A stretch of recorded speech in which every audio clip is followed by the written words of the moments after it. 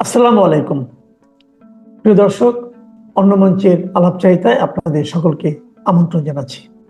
অনেকটা দুঃসংবাদ টাইপের, এবং যেসব খবর সোশ্যাল মিডিয়া তো দেখেছেন আপনারা, কিন্তু আমরা আমাদের সোর্সে আওয়ামী লীগের খবরাখবর প্রচার নিষিদ্ধ, কিন্তু সাংবাদিক হিসেবে আমাদের সব দিকেরই খোঁজ রাখা খুব জরুরি।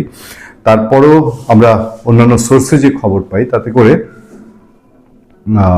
নিষিদ্ধ ঘোষিত আওয়ামী লীগের সাধারণ সম্পাদক ওবায়দুল কাদের তিনি খুব সংকটাপন্ন অবস্থায় ভারতে এখন চিকিৎসাধীন আছেন। যে খবরটি বাংলাদেশের মেইন স্ট্রিম মিডিয়া তারাও প্রচার করেছে, মেইন স্ট্রিম মিডিয়া বেশ কিছু মিডিয়াতে এই সংবাদ প্রচার হয়েছে।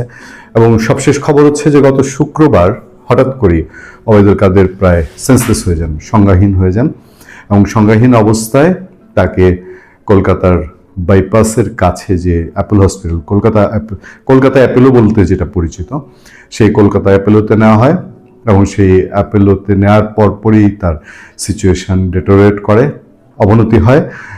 তারপর চিকিৎসকরা তাকে ভেন্টিলেশনে, সোজা বাংলায় আমরা যেটাকে লাইফ সাপোর্ট বলি, সেই ভেন্টিলেশনে চিকিৎসা দিচ্ছে। একটুখানি উন্নতির খবর আছে যে তিনি ভেন্টিলেশনে থেকে যে চিকিৎসা চলছে সেটাই তিনি রেসপন্স করছেন।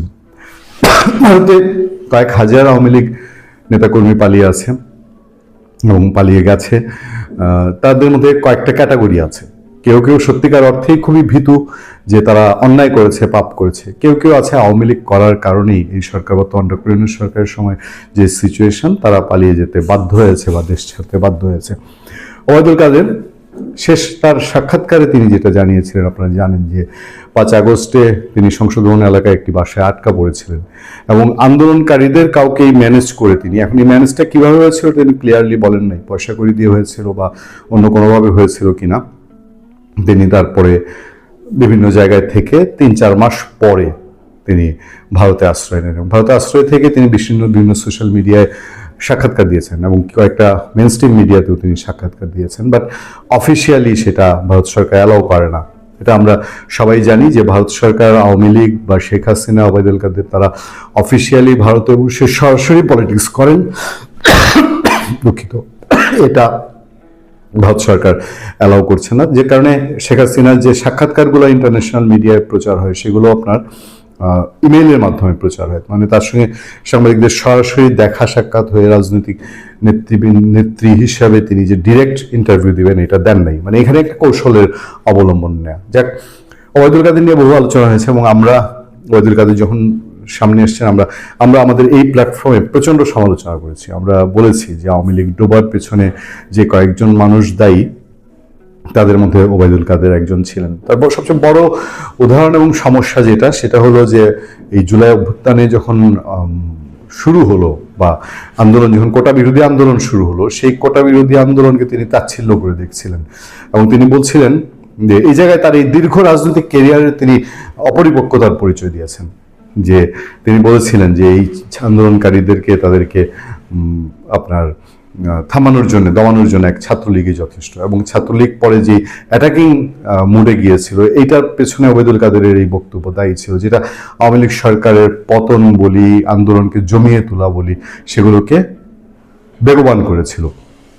তার বাইরে আর অসংখ্য উদাহরণ আছে। আমি এরকম ক্রিটিক্যালি অসুস্থ একটা মানুষের, যিনি জীবন মৃত্যুর মাঝখানে মৃত্যুর সাথে পাঞ্জা লড়ছেন, তাকে নিয়ে আমি তার নেগেটিভ সাইডগুলো নিয়ে আলোচনা করতে চাই না। এটা আমাদের ইথিক্যাল জায়গা। আপনারা জানেন যে আমরা কেউ মৃত্যু ঘটলে, সে যেই হোক, আপনারা ধরেন দেলোয়ার হোসেন সাঈদী বা মানবতা বিরোধী অপরাধে যারা ফাঁসি হয়েছেন, বিএনপি চেয়ারপারসন বেগম খালেদা জিয়ার মতন মানুষ, অথবা আওয়ামী লীগ করতেন বলেই তার মৃত্যু নিয়ে আমাকে তাচ্ছিল্য করতে হবে, তামাশা করতে হবে, এইটা আমাদের নীতি আদর্শে মিলে না। আমি নিশ্চয়ই ওবায়দুল কাদেরের রোগ মুক্তি কামনা করি, তার সুস্থতা কামনা করি, তিনি বেঁচে থাকুক, আরও দীর্ঘদিন বেঁচে থাকুন, এবং তার যদি রাজনৈতিক ভুল থেকে থাকে সেটা তিনি শুধরানোর চেষ্টা করুন, তিনি অনুতপ্ত হওয়ার চেষ্টা করুন, সেটা ভিন্ন দৃষ্টিভঙ্গি।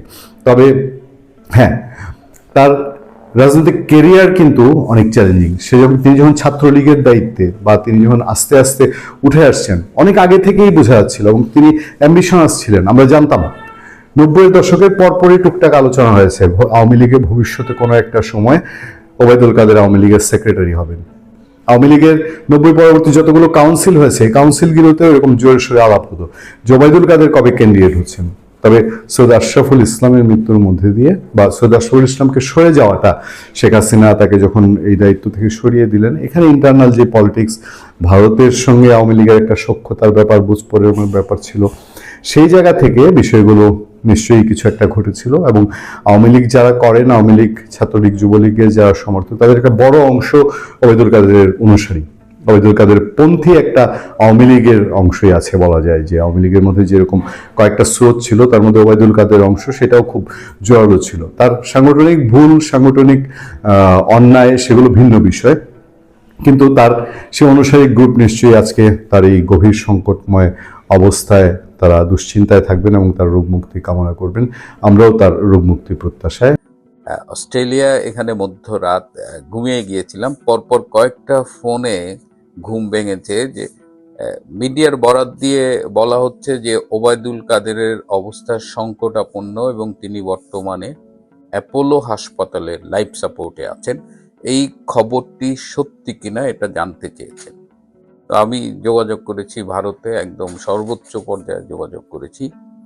মূল ঘটনা হলো যে এখন কলকাতায় শীত পড়েছে, সিজন চেঞ্জ হচ্ছে, তো আওয়ামী লীগ নেতা ওবায়দুল কাদেরের একটু ঠান্ডা লেগেছে। তো যেহেতু তিনি এর আগে তার হার্টে বাইপাস করা হয়েছে, সেহেতু তিনি একটু ডাক্তার দেখাতে গিয়েছিলেন। তো হাসপাতালে ডাক্তার দেখিয়েছেন এবং তিনি দুপুরে বাসায় ফিরে এসেছেন। বাসায় ফিরে এসে তিনি গরুর গোশত দিয়ে লাঞ্চ করেছেন এবং তিনি বর্তমানে সুস্থ আছেন। তিনি আদৌ লাইফ সাপোর্টে যাননি বা হাসপাতালে ভর্তি হননি বা এমন কোনো ঘটনা ঘটেনি যে তিনি আজকে একেবারে সংকটাপন্ন অবস্থায় চলে গেছেন।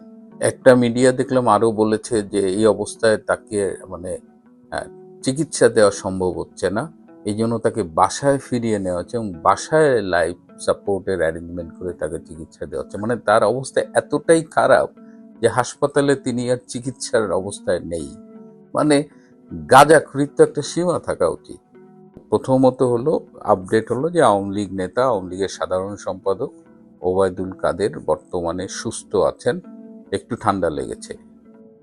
কিন্তু আরো একটি বিষয়ে কথা বলতে চাই যে আমাদের মিডিয়াগুলো কিসের ভিত্তিতে এই নিউজটা করলো? ওবায়দুল কাদেরকে অসুস্থ দেখালে কি ইউনূস সরকারের খুব সুবিধা হবে নাকি? মানে এবং দেখলাম যে কোনো মিডিয়া একদম ভারতীয় সাংবাদিকের নাম দিয়ে আজকে বাংলাদেশ সময় বিকেল 5টা-6টার দিকে আর কি, এবং একাধিকবার নিউজ করেছে এবং তাতে তারা দেখাচ্ছে যে ওবায়দুল কাদের ভাইয়ের অবস্থা খুব খারাপ। This is very unfortunate.